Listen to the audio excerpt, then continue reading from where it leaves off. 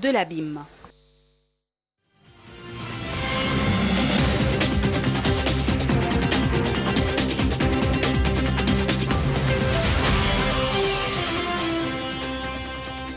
Et pour aborder ce sujet, nous avons le plaisir d'accueillir au bout du fil M. Hani Abdelaziz. Vous êtes ancien sous-secrétaire général des Nations Unies. Bonsoir. Bonsoir, monsieur. Alors, quel est le rôle des Nations Unies actuellement pour arrêter l'escalade dans la bande de Gaza? Pour arrêter l'escalade, pour être très franc avec vous, j'en vois aucun, malheureusement. Toutefois, les organisations des Nations Unies qui travaillent dans le domaine humanitaire déploient tous leurs efforts avec la coopération des autorités égyptiennes pour faire arriver de l'assistance humanitaire aux habitants du secteur de Gaza. Mais sur le plan onusien, l'organisation elle-même, l'Égypte a demandé une réunion du Conseil de sécurité qui devrait se tenir aujourd'hui. Elle ne s'est pas tenue pour l'instant. Je pense en raison des divergences qui existent entre les membres du Conseil de sécurité sur l'adoption d'une résolution au sujet des derniers événements graves qui se sont déroulés. Parfait. Là, on trouve que beaucoup de responsables du monde, je parle surtout des ministres des Affaires étrangères comme celle de la France ainsi que celui de l'Amérique, Blinken, qui ont visité l'Égypte pour échanger les points de vue afin de mettre fin à l'escalade. Est-ce que ces visites pourraient aboutir à un tel objectif?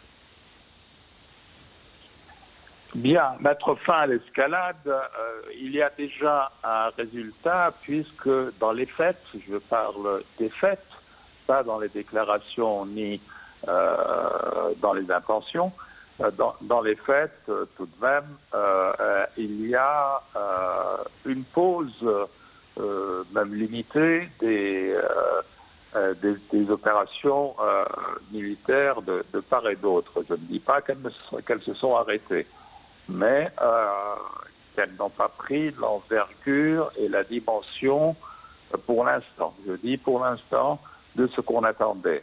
C'est toujours ça de gagner. Ce qui permet peut-être à la diplomatie de reprendre le dessus pour pouvoir trouver des solutions à la crise actuelle.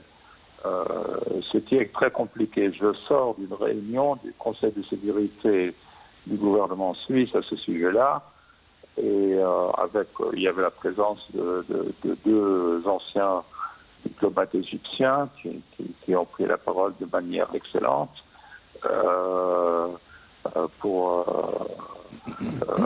en général sur la résolution du conflit en général, pas simplement sur la crise actuelle, et sur les possibilités de coopération dans l'Est de la Méditerranée à ce sujet.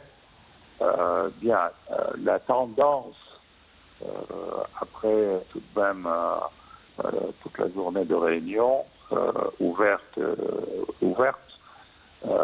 et va dans la direction de l'appui de la position du président Sisi de tenir une conférence soit régionale, soit internationale au sujet de la Palestine en général, pour essayer de trouver une mission définitive à ce conflit qui n'a que trop perduré.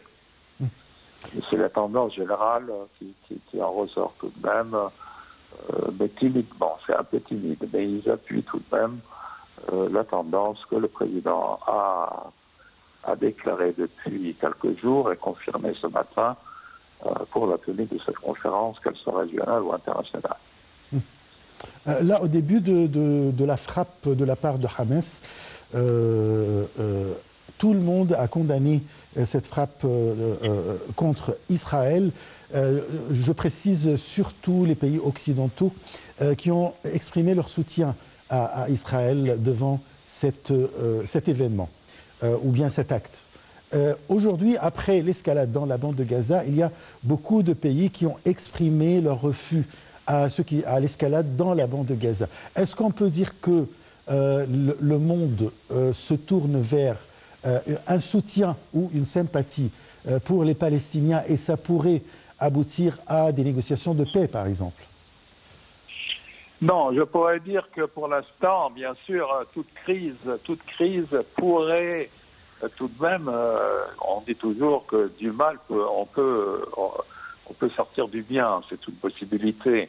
Mais étant donné l'attitude occidentale en général, qui n'ont pas simplement exprimé leur soutien, je m'excuse de le dire, mais qui ont agi effectivement, les États-Unis en envoyant tout un groupe armé un porte-avions, quand il se déplace avec une quinzaine ou même beaucoup plus, jusqu'à une quarantaine de vaisseaux de guerre à son appui.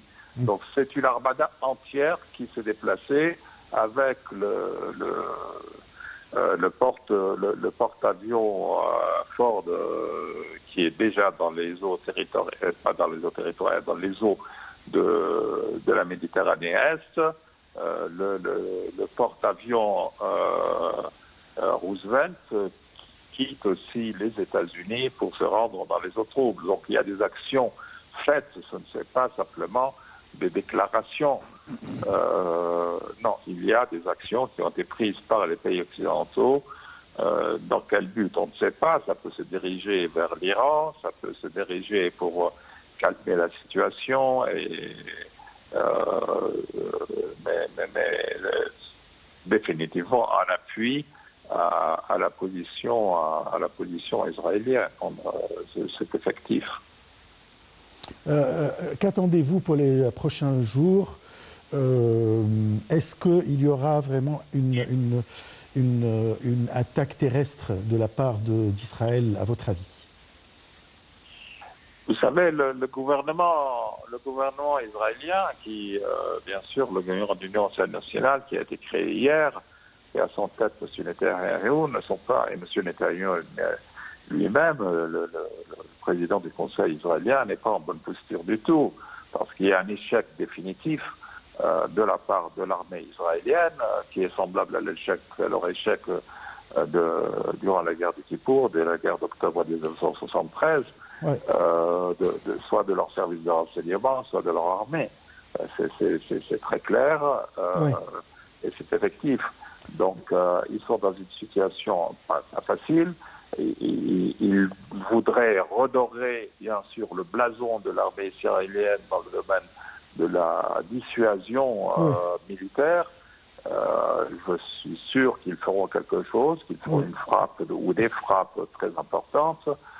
Désolé, parce que c'est l'appel de la prière maintenant. Alors, oui, je vous remercie, Dr Hani Abdelaziz. Je rappelle que vous êtes ancien sous-secrétaire général des Nations Unies et on se retrouve juste après une petite pause.